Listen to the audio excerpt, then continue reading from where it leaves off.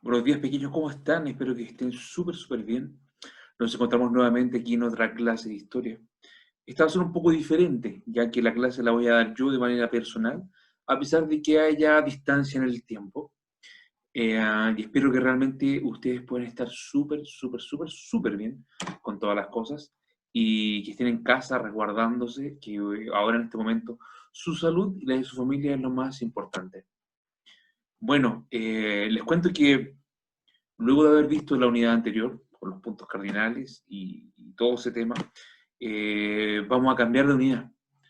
La unidad que nos corresponde ahora tiene que ver con los pueblos originarios. Y se preguntarán, ¿qué son los pueblos originarios? Espero que puedan pensar en esas palabras. ¿Qué significará pueblo originario? ¿Qué significará la palabra origen? Bueno, en esta clase vamos a entender y comprender qué es lo que significa. Por lo tanto, quédense conmigo porque les voy a mostrar ahora una presentación donde explicaré un poco sobre qué son los pueblos originarios. Entonces, cada vez que hablemos de pueblos originarios, quiero que pensemos en aquellas personas que vivían aquí en América antes de que los españoles llegaran acá. Yo sé que eso puede sonar un poco extraño porque no comprenden todo el proceso, así que se los voy a resumir de manera súper rápida para que comprendan a qué me refiero con todo eso. Entonces, todo esto, para comprenderlo y entenderlo, tenemos que entender qué fue la conquista española. Todo este continente gigante naranjo que tenemos aquí es América, y es donde vivimos nosotros. Todos los continentes que están en el sector de acá, el naranjo, el verde o amarillo hacia allá, es todo lo que está del otro lado del Océano Atlántico y pertenece a Europa, África y más hacia allá, Asia. En América no vivían las personas como hoy día lo hacen, sino que no habían de hecho países, sino que vivían simplemente pueblos originarios, o sea, tribus, clanes e imperios, totalmente diferentes a como los conocemos hoy día. No había fronteras, los países no tenían nombres, no existía nada como lo conocemos hoy día. El día en que llegó Cristóbal Colón acá fue el 12 de octubre de 1492 y fue la primera vez que se encontraron con estos pueblos. Ahora que comprendemos todo esto, cada vez que hablemos de pueblo originario, vamos a estar hablando de aquellas personas que vivían en América antes de que Cristóbal Colón llegase a América. Para comprender esto, debido a que son muchos pueblos, y Chile y América es muy grande, primero nos vamos a centrar solamente en Chile. Y como Chile ya es suficientemente largo, vamos a dividir Chile en tres principales zonas, que es donde vivieron los principales pueblos. Hoy día no vamos a verlos todos, sino vamos a ver algunos, ya que son muchos más. Vamos a dividir Chile en la zona norte, en la zona centro-sur y la zona austral, tal cual como se ve en el dibujo que estoy mostrando ahora. Para comprender a estos pueblos, tenemos que comprender de que había modos o estilos de vida. Cada uno de estos pueblos tenía uno de estos dos modos de vida. O eran nómadas o eran sedentarios. ¿Cuál es la diferencia entre uno y otro? Lo vamos a ver ahora. Nómadas eran aquellos pueblos que se desplazaban siempre, de un lugar a otro. ¿Por qué? Porque buscaban alimento. Buscaban verduras, frutas, árboles, buscaban peces, buscaban animales de los cuales pudieran alimentarse. Ellos se dedicaban a la caza de animales y la recolección de frutos y pesca, como les comenté. Cuando el recurso, el alimento, se acababa, ellos se veían obligados a tener que salir de sus casas en búsqueda de otro lugar donde hubiese nuevo alimento o nuevos recursos. Debido a que tenían que moverse muchas veces, porque cada vez que se acababa la comida tenían que salir, y sus casas o construcciones eran de material liviano, eran fáciles de desarmar y eran pequeñas. Los materiales que usaban normalmente eran pieles de animales, palos, ramas, hojas, entre otras cosas. Y ahí podemos ver una pequeña casa de un pueblo nómada. Se dan cuenta que es pequeña y es fácil de desarmar. Por otro lado, los sedentarios eran totalmente diferentes. Ellos se establecían en un lugar fijo, de manera indeterminada. Eso significa durante mucho tiempo. ¿Por qué? Y esta es la clave entre los nómadas y los sedentarios. Los sedentarios desarrollaron la agricultura, que consiste en cultivar la tierra para obtener alimento. O sea, ellos aprendieron que no solamente bastaba con comer la fruta o la verdura, sino también podíamos sacar las semillas, plantar y obtener mucho más. Aparte de esto, también se dedicaron a la crianza de animales, a la ganadería. Significa que se dieron cuenta de que a pesar de que comían mucho animal, también podían no comerse todos los animales, sino que criarlos para que ellos se reprodujeran. Y de esta manera pudieran tener siempre animales a su disposición.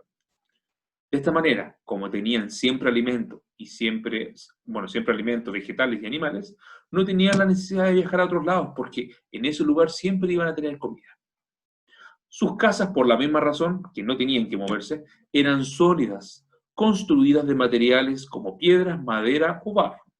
Estamos viendo acá abajo un ejemplo de una casa de un pueblo originario sedentario. Se dan cuenta que tiene piedras, es mucho más grande y eso permitía que fueran casas mucho más seguras.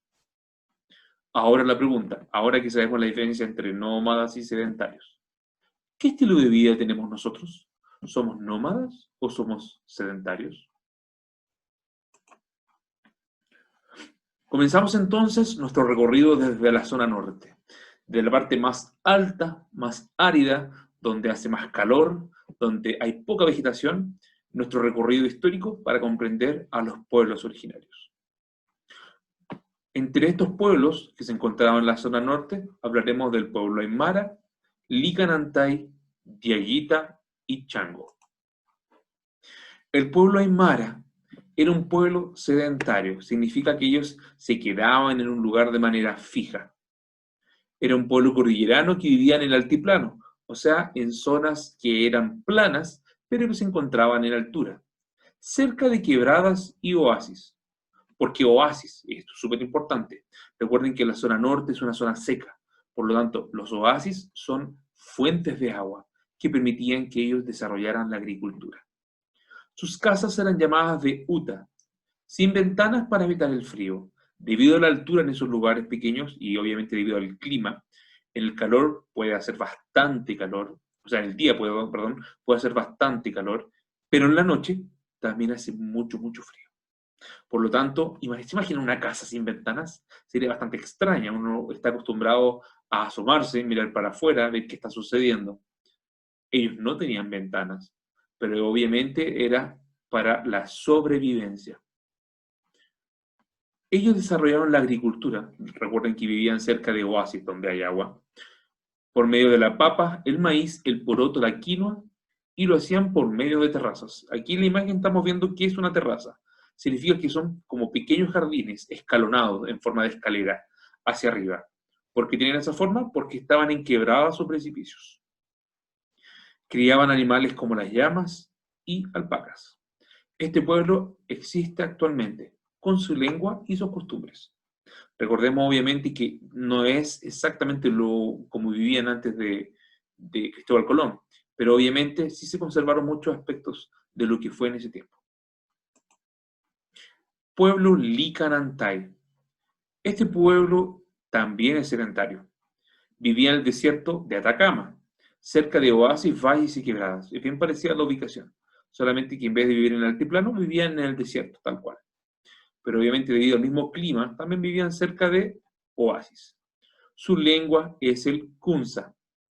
Desarrollaron la agricultura con el maíz, la quinoa, el zapallo y las papas. Muchos de los alimentos obviamente se van a repetir. Esto debido a la zona geográfica, el lugar, la temperatura, la humedad que habían, era que permitiera que crecieran ciertos alimentos y no otros. ¿Ya?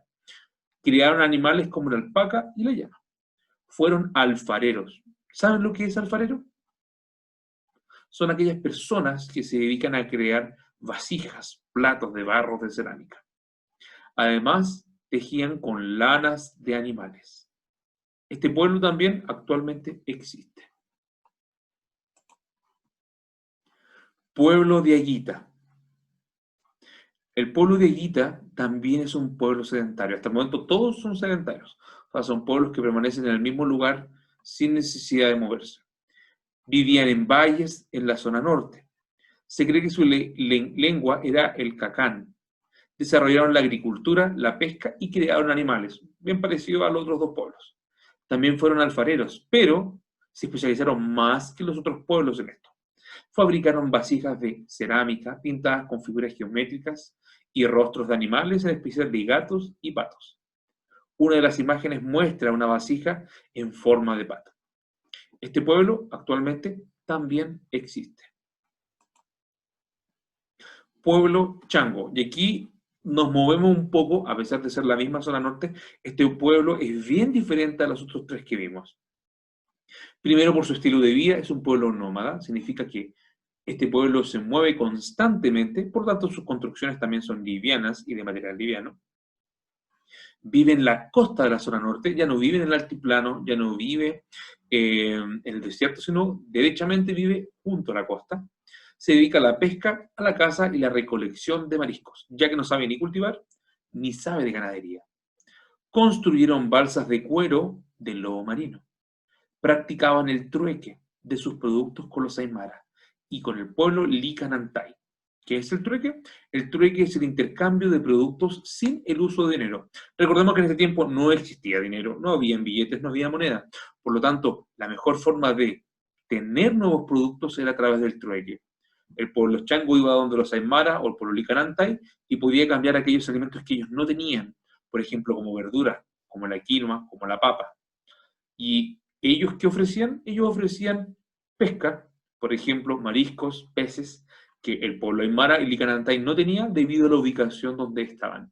Y así lograban intercambiar alimentos y tener una dieta más balanceada. Ahora nos vamos a los pueblos de la zona centro-sur. No me equivoqué, es solamente un pueblo. Estas dos zonas, mezcladas en una, abarcan solamente un pueblo que es el pueblo mapuche, uno de los pueblos originarios más conocidos y más hablados, de los cuales más se habla en Chile. Sin duda, ustedes ya han escuchado sobre el pueblo mapuche. Fue uno de los pueblos que más personas tenía y actualmente es uno de los que más prevalece. De todos los pueblos originarios, actualmente el que más hay es el pueblo mapuche. Su lengua es el mapudungún o mapuzungún. Y estas dos formas son correctas para referirse a la lengua que ellos practican. Sus casas eran llamadas verrucas, y aquí en la imagen podemos ver cómo es. Una estructura sólida, grande, cubierta de paja, pero con una estructura de madera que soporta todo el peso. Se dedicaban a la agricultura, crianza de animales, la caza, la recolección de frutos y pesca. Por lo tanto, era como una mezcla entre, obviamente, los sedentarios y los nómadas, ya que estos, aparte de criar animales y tener agricultura, igual recolectaban frutos y la pesca. Este era un pueblo sedentario, por lo tanto, no se movía de un lugar a otro, sino que permanecía fijo, ya que podía producir tanto animales como verduras y alimentos. Las mujeres fabricaban vestimenta con el telar. Los hombres se dedicaban a la caza y a prepararse para ser guerreros. Su líder militar se llamaba Toki. Pueblos zona austral. Los pueblos de la zona austral son 4 también. Pueblo Chono, Cahuéscar, pueblo Yagán, pueblo Selknam u Onas. Recuerden que de los 9 pueblos que vamos a ver hoy día, estos simplemente son los más conocidos. Hay muchos otros más, pero que obviamente no los vamos a ver porque estos son los más importantes. ¿Ya? Nos vamos primero con el pueblo Chono. Antes de comenzar con estos 4 últimos pueblos de la zona austral, quiero que comprendan de que estos 4 pueblos son totalmente diferentes a todos los que hemos visto. Esto debido a la zona donde ellos vivían, que es la zona austral, una zona que posee un clima, una vegetación, una humedad totalmente diferente a las que hemos visto. Acá la vegetación es abundante, la humedad también, y las temperaturas son muy, muy, muy bajas, porque hay mucha precipitación, o sea, lluvias, y en muchos sectores también cae mucha nieve. Por lo tanto, estamos hablando de temperaturas bajo cero. Pueblo nómada. Se dedicaban a la pesca. Pasaban gran parte del día sobre sus dalcas, que eran las embarcaciones de madera que usaban. Estamos viendo una foto de una dalca real. Sus casas eran de pieles sobre palos. Debido a que eran nómadas, necesitaban casas livianas para poder transportar y mover de un lugar a otro de manera rápida. Usaban pieles de animales, fibras vegetales como ropa. Las mujeres se dedicaban a la pesca dentro de las frías aguas y la recolección de mariscos. Los hombres se dedicaban a la pesca y caza de lobos marinos. Estas actividades eran un poco más extremas, como se darán cuenta, tanto para las mujeres como los hombres.